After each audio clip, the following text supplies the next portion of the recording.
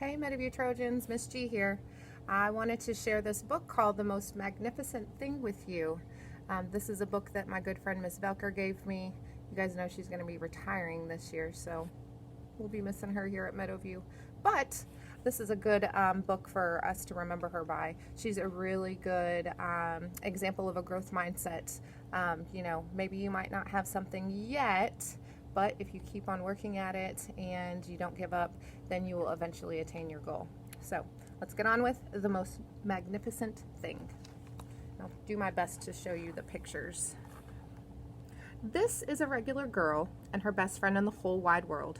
They do all kinds of things together. They race, they eat, they explore, they relax. She makes things, he unmakes things. One day, the girl has a wonderful idea.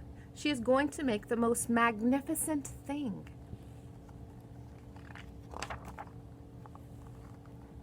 She knows just how it will look.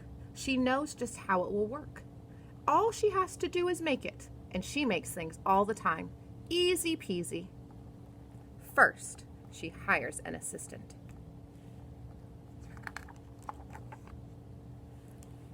Next, they gather their supplies.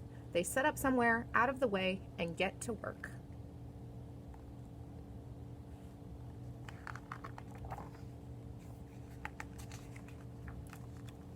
The girl tinkers and hammers and measures, while her assistant pounces and growls and chews. When she is finished, she steps back to admire her work. She walks around one side. Her assistant examines the other side. It doesn't look right. Her assistant picks it up and gives it a shake. It doesn't feel right either. They're shocked to discover that the thing isn't magnificent or good. It isn't even sort of okay. It is all wrong. The girl tosses it aside and gives it another go. She smooths and wrenches and fiddles. Her assistant circles and tugs and wags. When she is finished, she stands up and takes a long look at it. Her assistant gives it a nudge with his paw. The thing is still wrong. She decides to try again.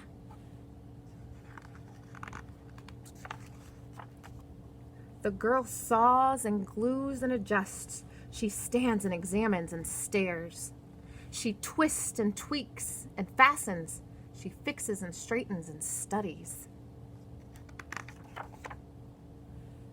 She tries all different ways to make it better. She makes it square. She makes it round. She gives it legs. She adds antenna.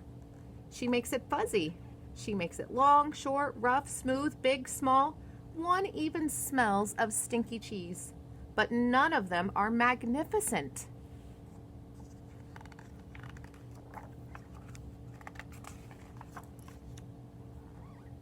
Her hard work attracts a few admirers, but they don't understand. They can't see the magnificent thing that she has in her mind.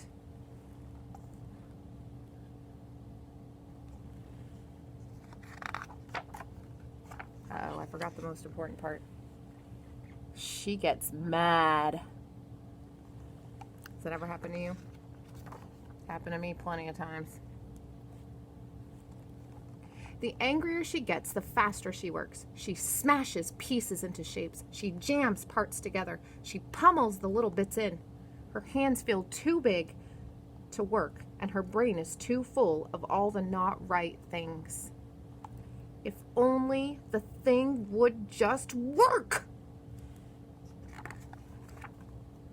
Uh-oh. Crunch! The pain starts in her finger. It rushes up to her brain, and she explodes. It is not her finest moment. She says, "I'm no good at this. I quit." Her assistant suggests a walk. Good idea, assistant. It's not much help at first. You can see she's kind of changing a little bit. But before long, she starts to feel different. Bit by bit, the mad gets pushed out of her head. As they stroll along, she comes across the first wrong thing she made. The bad feelings are about to start all over again. Then she notices something surprising. There are some parts of the wrong things that are really quite right. The bolts on one, the shape of another, the wheel-to-seat ratio of the next. There are all sorts of parts that she likes. By the time she reaches the end of the trail, she finally knows how to make the thing magnificent. She gets to work. She works carefully and slowly, tinkering, hammering, twisting, fiddling, gluing, painting. Her assistant makes sure there are no distractions. And you can see people going down the trail of her things, and this person is saying, "This one's all wet." And this lady is saying, "This will stop that leak." And he is saying, "This is the perfect thing to ward off bears." The afternoon fades into evening. Finally, she finishes. She alerts her assistant. He looks pretty tired.